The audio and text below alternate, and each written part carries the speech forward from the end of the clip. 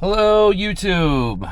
Welcome back. So this is the last and final video about the Volvo update, and this one's a doozy. So pay attention, especially those who are planning on buying one that's used or been sitting or anything like that.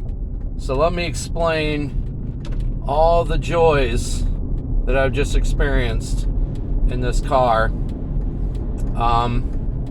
Number one, I just had some Volvo techs. Oh shit, that was weird. I just had some Volvo techs spend the last 2.5 hours going over this thing with a fine-tooth comb, and yeah, it ain't good. The results are not good. So this is the results of people not taking care of their car and then just letting it sit and then passing it on to somebody else. So cylinder 4, the reason why it was misfiring, because it's completely shot. It's gone. It's filled with so much corrosion and crud that it's completely done for. That means the amount of money it would take to replace the cylinder is actually $300 more than it would cost to replace the engine, which the grand total of replacing the engine, $4,300. So let that kind of sink in a bit at with everything. So the thing needs a new engine. So also the oil cap that houses where the oil filter sits, yeah man, that's completely seized. They could not remove it. They couldn't cut it off. They couldn't remove it. Nothing. And considering the shape of the engine that it's done for, yeah, no good. No good. So the result, the consequence of me throwing all my eggs into one basket and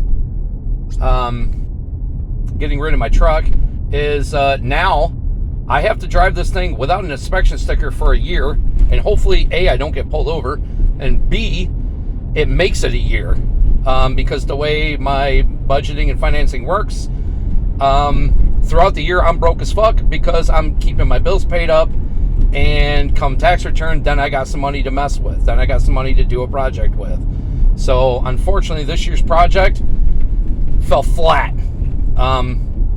So as long as it still runs, I'm Gucci. But like I said, my other concern is of course getting pulled over for no inspection sticker. So I got a 10-day in the window, and that's going to be gone. By this Friday, it's out. I'm inspectionless, so that means I'm going to be driving a little dirty, which means, hey, you know what? It is what it is. I'll have to, just deal, pay the ticket, whatever, and, go get another 10-day if possible. It's just the way it is. You know what I mean? Sometimes you win, sometimes you lose. This time I lost.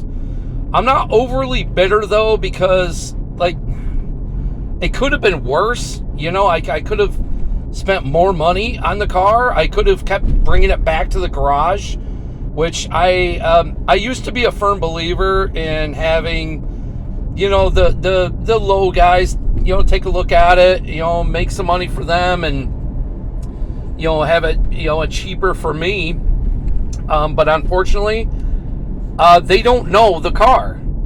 And if they do know the car, they didn't give a fuck about the car. They didn't give a fuck about me or anything else.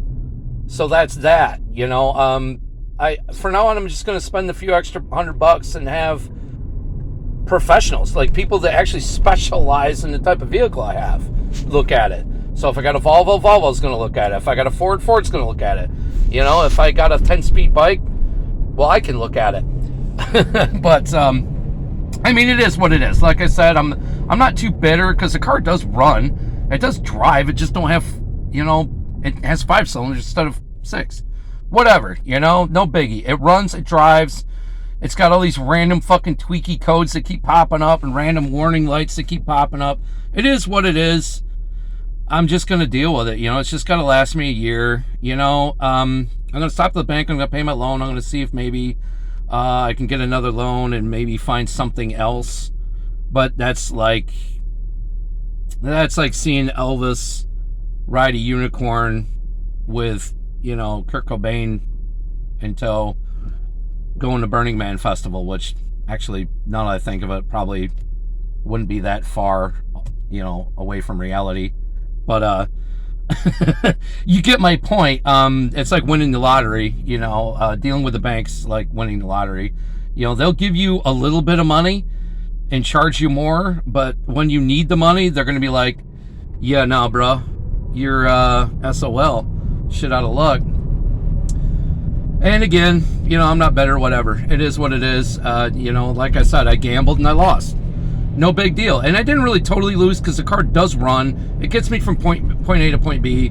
The only time I really got to worry about it is when I got to come downtown to get groceries. So, you know what? Whatever. You know what I mean? It is what it is. I'm just going to ride it out. We're going to see what happens. I don't like the idea of driving semi-illegal. I'm not a big fan of it. I've done it a lot when I was a kid. Drove around with no license, and all that shit. Every time I see a 5-0 behind me, my butt cheeks pucker up. It's like, oh, Jesus, he's going to pop his overheads on. And it's always that feeling of, fuck, there's a cop. I hope he didn't see me. That kind of shit. But, all in all, the car is kind of practically invisible. So, with any luck and God willing, I'll be able to slide through this year. Because cops generally in the area I live in don't really bother you much unless you do something incredibly fucking stupid. They don't really bother you. So hopefully we can get by this year without any kind of issues like that. Hopefully the cops will have mercy on me if they do pull me over. It is what it is. You know what I mean? I've heard of people driving with an expired inspection sticker for like 2 years. It's like, so it is possible. It's just, am I, am I in the lucky zone or am I in the non-lucky zone? I guess that's what it boils down to. And life is luck. You're the luckier, you're a bum, and that's just the nature of the beast. So, all in all, for $1,000 to buy the car, it should have been a $500 car. And if I would have known the engine was shot to begin with, I would have priced the engine, seen it was a $4,300 fix for an engine with only 90,000 miles on it, which honestly, it don't sound bad. It's just, do I want to spend that much money on a car that was made in 2013? I really don't. I mean, if this car was like a 74 Duster or a 78 Camaro or a C3 or C4 Corvette, then yeah, I would totally spend that much money because it'd be something I really wanted. This car, just like the truck before me, is just something that kind of, I was in this situation of, all right, let's take it, let's do it, But, so bottom line, guys, if you are looking at a car that, has been sitting for over a year, has been owned by a single mom, walk away from it unless it's something really special that's really worth putting your money into, something that you can get your money back out of, something that you can, like, that is going to last you. Like, oh, fuck, they fucking closed my sunroof? You motherfuckers. Why do people do that? Don't close the best feature of the car. Jesus. And now it really is the best feature of the car. God damn. And that's another thing. Don't be a sucker for sunroofs and T-tops. I am a sucker for sunroofs and T-tops, and this is where it got me. God damn it. What is it about me liking a hole in the roof? I don't understand. Either way, guys, I'm going to wrap this video up. I am driving whilst holding my phone, but not really looking at it. So, I'm going to wrap this video up. I just hope maybe this video reaches somebody thinking about, I'm going to buy this car. It's been sitting for about a year, but it's a cool car. Don't do it. Like the technician said, his parents live in like Arizona, and they had a boat trailer sitting out for 2 years. Obviously, they don't get salt or anything like that out there. But the tires had rotted and everything, and all the wiring was rotted. So that's just been 2 years of sitting. So the worst thing you could do to a car is let it sit. If you're going to take it off the road, consider selling it immediately and, letting someone with the time, patience, and money and desire to fix it. Like, it's not really worth, letting a car get destroyed and then try to sell it to somebody and then them being kind of in my position, kind of assed out. You don't want that. You just don't want that, and it's bad. It's a bad situation. You really don't want it. You know what I mean? You really don't want that. So hopefully, like I said, hopefully this video kind of, you know, serves some good to somebody if they're thinking of buying some used car that's been sitting out in the road, out in the field or whatever. Just don't do it. It's not worth it.